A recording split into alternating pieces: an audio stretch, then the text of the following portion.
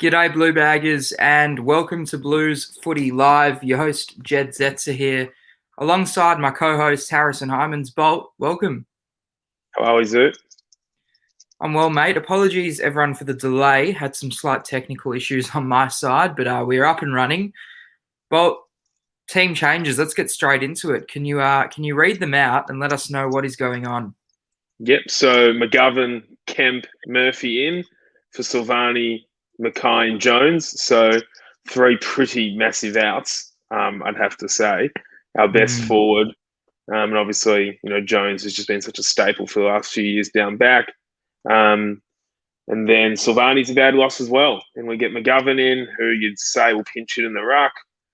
Instead of Silvani, he'll play up forward instead of Mackay, I guess. Kemp, who we assume is going to replace Jones at centre-half back, and Murphy comes in for his last game. Madness. There's a lot of chaos going on, isn't there? Yeah. Now, there's a lot happening. I haven't been able to keep up to date the last sort of 6 or 8 hours with what's happening on Twitter, but I've seen a lot of reports about David Teague. Have I missed anything, Bolt, in the last couple of hours? Any developments? Nothing yet, but tonight's the night where the results from the review get handed down to the board tonight. So we will see if that, comes out. It's a little, I wouldn't have thought those results would be made public to anyone, even Teague himself, before the game. But who knows what will happen, on Monday, Tuesday, even Sunday. Yeah, look, it's going to be a very interesting fortnight for this football club, I'd imagine. Yeah, I think it'll be very interesting, 96 hours. Yeah, absolutely. Bolt, so let's turn our attention ahead to this weekend's game, because there is a game of football this weekend, as crazy as it might sound with everything that's going on. Very quickly, Blue Bag is tuning in. Make sure to comment any questions you might have that you'd like us to answer, and we will do so. Bolt, this weekend's game, how do we salvage something this year, and how do we get a win over in Adelaide? Well, we've never won at the Adelaide Oval before, so it's going to be very, very difficult. They're a team, they'll be right. They'll finish fourth this year, so they're a pretty good side, or they're a very good side. How do we win? It's going to be very difficult. We've got some really good plays out, I guess. Scoring is going to be one issue, and there's been developments in the last 10 minutes reported that Charlie Curnow might be in some doubt as well to play, which wouldn't be ideal given Mackay has been ruled out for the next 2 weeks. But I think the scoring is going to be an issue. Casbolt, Durden, Petreski, Seedon, Fogarty. Durden, okay. So you'd assume Casbolt would come in if Curnow needs to play, and I'd assume number 5 will be the sub. And what's happened to Owies? Yeah, well, he hasn't come straight back into the team. And Betts was very down last week, but so they're stuck with Betts, I guess. And Honey has had a good fortnight. He's hitting the scoreboard, which I guess Owies was starting not to do a little bit, but it is a little stiff that Owies can't even make that 26-man squad. But yeah, very interesting. Very interesting. I'd like to see Owies back in there. Yeah, McGovern comes back in, which is nice. And I think, having him up forward, with Charlie, takes us back to the days when H wasn't playing. Yeah, exactly. It does.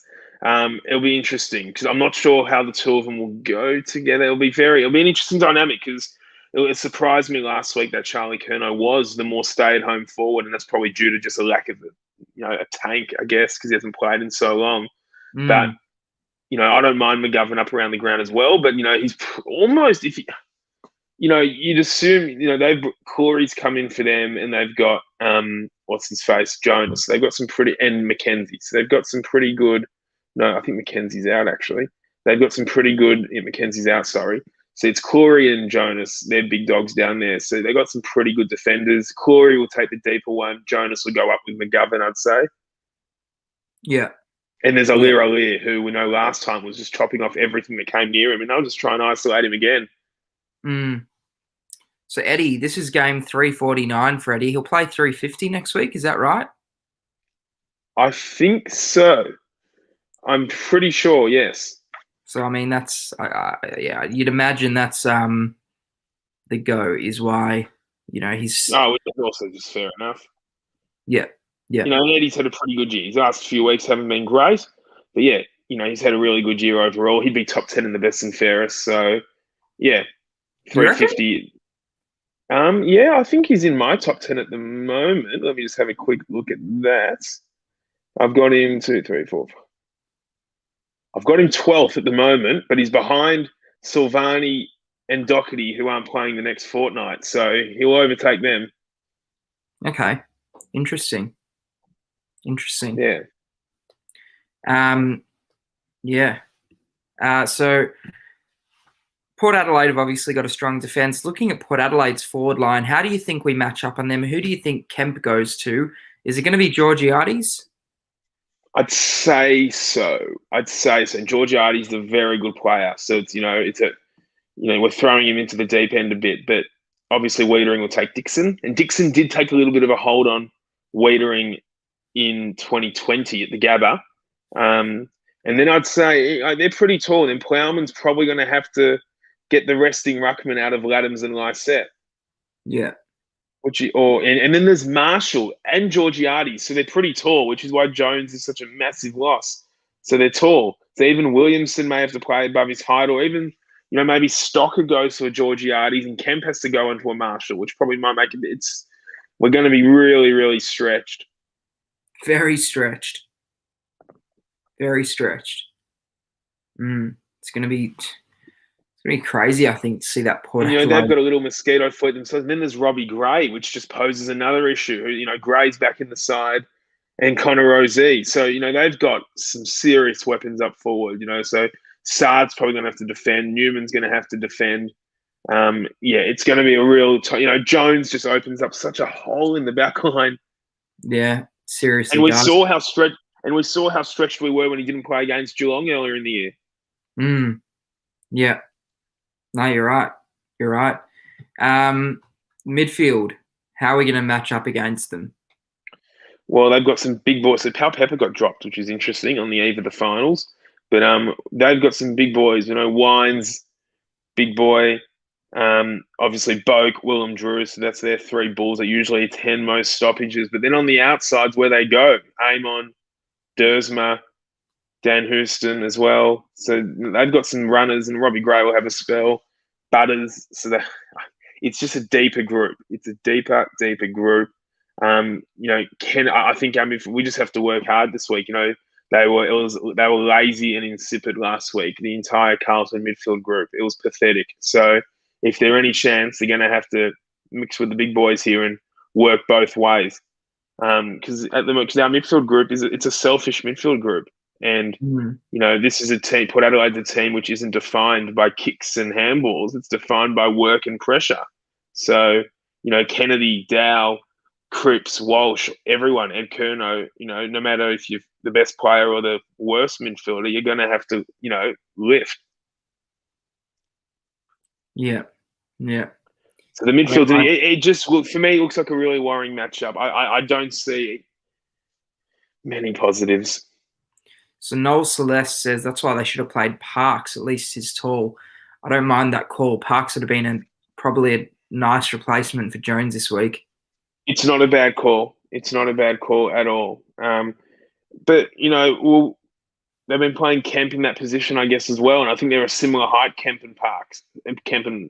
So I don't mind exposing Kemp. But I think, we're both well aware of the old debutant curse against Port Adelaide at the Adelaide Oval. I think Paulson and Holman, 2 guys in the past that have done it and have been absolutely crapped on. So we'll see what happens.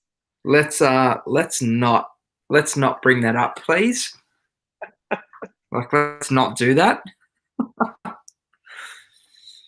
You'll be right. Yeah. Look, these are 3 enormous outs. It just really we couldn't afford these outs.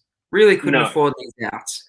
It could. No, they're terrible. They're irreplaceable players on our list. as in Mackay and Jones especially, they're completely irreplaceable. They're brilliant. They're A-grade players in their positions across the competition. They're massive losses.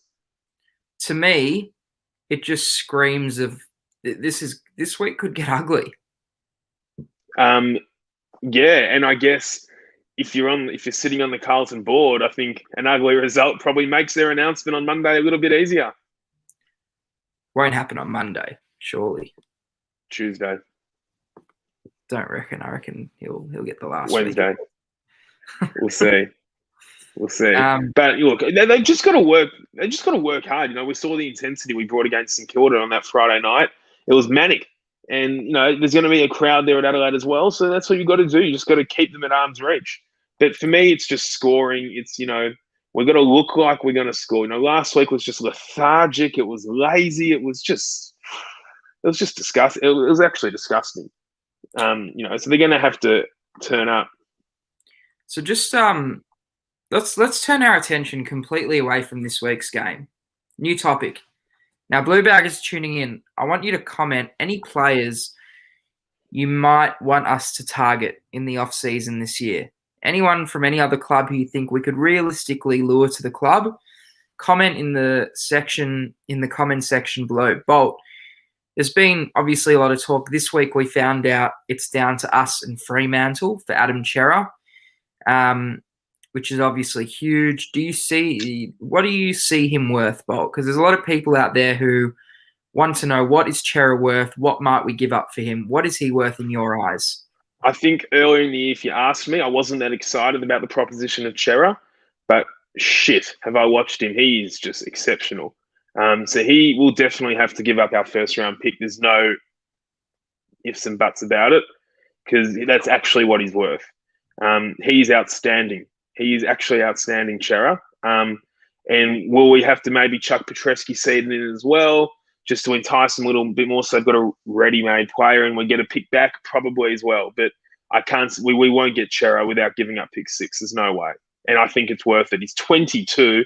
He's got 70, 80 games under his belt. And the guy is he's flying at the moment. Yeah, no, that's fair. That's fair. And I'd love to get him.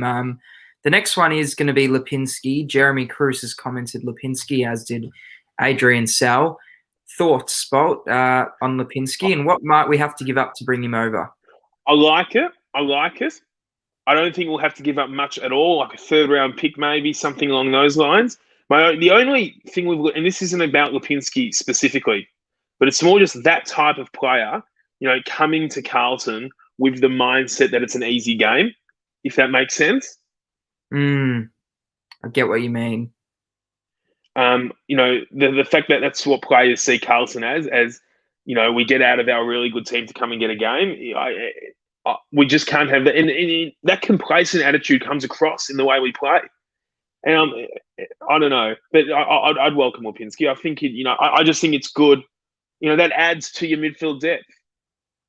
The next one, Riccardi from GWS. Michael, when he burst onto the scene last year, I was the number one ticket holder to the Riccardi party. I wanted to disco at that party, and I tell you what, I still do. And I want to do it in navy blue, because I think he'd be a really good third fiddle forward for us. You reckon? Yeah, I do. And I think he'd come very cheaply as well. So you look at you look at our 22. Talk about where he would fit in our forward line, because you've got McKay, you've got Curnow, you've got Silvani, Honey Owies Betts, just to throw some names in. What would the starting 6 in the forward line be if we brought over Riccardi? Well, obviously, Curnow, Mackay are 1 and 2. And I don't think Carlton have enough faith in McGovern to, actually sit him down and say, you are the number 3. I think that's where the competition will come from, Riccardi versus McGovern for that spot. Okay. So I don't mind that. Keanu says Luke Dunstan. What are your thoughts on Dunstan, Bolt? I don't love it. I think it's a bit unnecessary, personally, just because we've got Dunstan. And he wears number 7. Just quickly, sorry, with Riccardi, what would we have to give up for him? 4th round pick, 3rd round pick. Not a lot. So that's Dunstan, what would we have to give? Oh, he's a free agent, isn't he, Dunstan? Yeah. Okay, I wouldn't mind it. See, I don't mind Dunstan. It adds some midfield depth. And he's got It does. ball ability. No, it does. It does. It's just, we need some outside run. We need some serious run. And that's why Chera, he's like so dynamic. He'd be massive. I like Jeremy Cruz here, a fully formed ruckman. I'm very hot on this. We need a ruckman desperately. And I mean desperately, someone that can competently play all 22 games as the primary ruckman and give us a chance at stoppages. And, no offense to Tom DeConning, he's just not ready for that number one mantle yet. He's 18, 19, 20 games in. He's simply not ready. He's not ready to do it on his own. And we've seen enough of Pitternet to know that he's not competent enough to play at the level. We need a ruckman. We actually need a ruckman. Not a world beater. And yeah, Laddams isn't a bad shout either. Not a bad shout. They would work well together. And if you get Laddams, it would be unnecessary to go and get someone like Riccardi, which is a better option. But we desperately need a ruckman because we've been smashed in the ruck department all year. Mitchell, firstly, I do agree with you. I do definitely agree we need a ruckman. Mitchell Day says Quinton Narkle. Yeah. Pass for me. Fair enough. Yeah. Doesn't get me that. I don't know. Doesn't do it for me. Mabby or Chol could be a ruck option. Nah. Not for me either. Nah. Fair enough. That's fair. Yeah, no. We need someone to actually take the number one ruck to Hensel and own it. Yeah, no, that's fair. Blue Bag is tuning in. Comment below who you'd like to see us target in the upcoming off-season. Just quickly, George Hewitt, Bolt. Yep. I'm pretty confident he'll come, and that's why we probably don't need a Dunstan type. So you reckon he'll come to Carlton? Yep. What would we... and he's a free agent, isn't he? He's a free agent, so he'll walk. Okay. He's actually a restricted free agent, which is interesting, but they'll get more benefit out of letting him walk. Yep, that's fair. As Chris Calipari says, Hewitt would be good. A couple of people are saying Andrew Phillips. Yeah, been there, done that. Should we go for someone like Alex Sexton? Yeah, I don't mind. Yeah. I could live with that. He'd play. I can live with that. Be interesting to see what that value Alex Sexton. Or is he a free agent? I'm not sure if he's out of contract, he'd be a free agent. I'm not sure what that value him at though if we needed to trade. Oh, he hasn't been getting games. I think this year he's been a bit. Yeah, he's the sub a couple times, but yeah, no, it'd be interesting. Would be. Bolt, just swinging back to this week's game now. What is your prediction? And Blue Bag is tuning in. Send in your predictions below. Who's going to win and by how much? Bolt, what's yours? Do you want my honest opinion? I want your dead honest opinion. If you were putting $1 million on it, what are you putting $1 million on? Or Port Adelaide. Yeah. That's not out of the ordinary. Margin. This could be. You just get the sense that the result last week was a bit flattening. Season's over. Some big key players are out. You just almost get the sense that they've mentally checked out a little bit. And I think that might be on display for all to see. I'm going to say Port by 64. Jeez. I felt that one go right through me. That would not be nice. I'm going to say Port by 5 goals. I think Port will win. I just think our outs are just enormous this week. But I'd like to think that the club does a bit for Murph here. Pull up your socks. We hope so. Go well for an absolute champion of this football club. Yeah, I would not like to lose by 10 goals in his last game. No. And this is really, I think, Murphy's last game this week is the official closing of an era gone by. That team under Radden, this is the ending of that. And it will be sad to see Murphy go. He's been such a brilliant player for our club. So it'll be very sad to see Murphy go. But hopefully they can, because Murphy gave so much to us and he dug in for so long, Murphy, And I hope that his legacy isn't defined by his last 3 months because he's he's been outstanding for us. So He's I hope they dig in. he's a champion of the football club. That's what he is. Yeah, and he was brilliant. And when Juddy went down in 2015 as well, and we were the bottom team that year, and Murphy was captain. Murphy's leadership was outstanding. He dug in. He really helped fly the flag for us in those years. And Murphy, when he was a 22-year-old, 23, 24, he was phenomenal. He was elite. So it's just a massive. It's very sad. I think people forget. He was an All-Australian. He was a AFL Association winner, the MVP. Yeah, he's been in the top 2 of our BNF 6 times, which is just outstanding. In the team with Paddy Cripps and Chris Judd at both ends of his career. So, he's been tremendous, Murphy. And he could have, he was very close to leaving in 2018.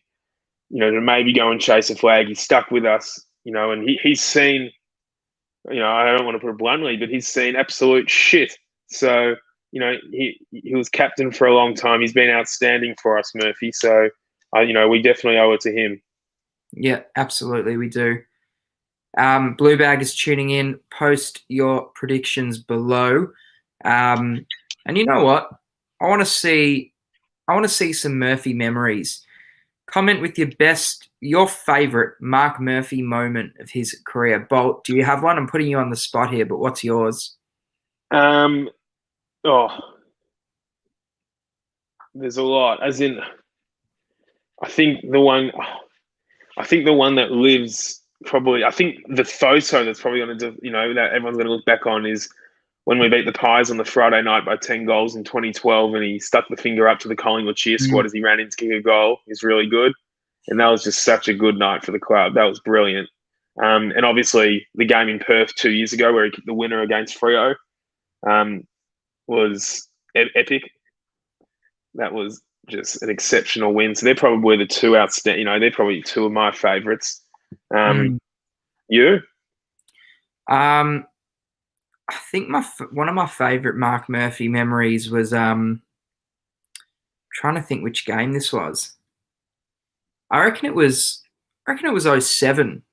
It was the game when we beat Essendon. We came back from 50 points down. Yeah. People speak about Fev's 8 goals in that game, in that second half. Who do you think was kicking it to him? Who was? Yeah, no, there's definitely a couple of them in the third quarter, straight off the boot of Murphy. Like Marc Murphy in that game and that was his 3rd year of footy, his 2nd year of footy. That was his 2nd year. He was a 19-year-old, and he absolutely demolished what was a relatively experienced Essendon midfield that day. I just remember sitting in the crowd that day, and he was sublime. I think his first year as well. I remember his first year he was just amazing. He would have won the Rising Star had he not done his shoulder. For sure. We actually won the AFL Players Association Best First Year Player that year. He was exceptional. And he played 10 games? Yeah, 11 or 12. But he did his shoulder round 12 at the Gabba. And then as well, I think, the fact we're playing Port Adelaide now, that game in 2013 in the last round of the year where we had to win to make the 8, we're 39 points down.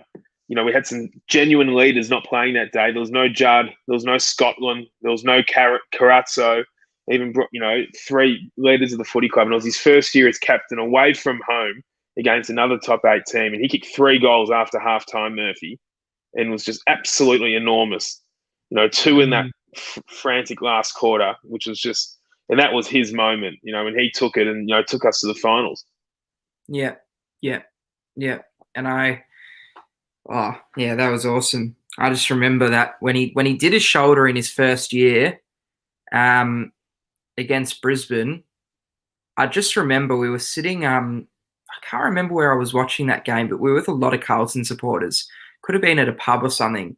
I was really young, and I just remember all the Carlton supporters were absolutely, you could see everyone was just so upset at a first-year player, someone who came into the club and so quickly had such an impact on the football club from the get-go. The minute he walked through the doors, he was awesome. So yeah, he's just been a sensational football player for us and a sensational person. And we absolutely wish him all the best for his future endeavours because, yeah, he deserves it. And he could have gone to Geelong. There were all those rumours at different parts of his career. He could have left. He could have picked Brisbane to start off with. He maybe never would have put on a Carlton jumper, but yeah, just a sublime footballer and will definitely be missed. He will be. It's definitely the end of an era that I guess we watched growing up. Murphy, Gibbs, Cruiser, Simpson all retiring the last year. Guys like that. And then Eddie will go soon. Yeah. So it's an era that has wrapped up, I guess, with no more Murphy. Yeah. Bolt, we're going to end it there. Blue Bag is tuning in. Thank you so much for another edition of the show, Bolt. We'll be back to do it again next week, and let's just hope we do it for Murph. Let's just hope. And great comment there by Grant. 131114 Lifeline. Bolt, we'll wrap it up there. Next week we'll be back, and hopefully we do it well for Murph this week. Yep, hopefully. Blue Baggers, thank you very much for tuning in to another edition of Blues Footy Live. We'll be back next week. Go Blues.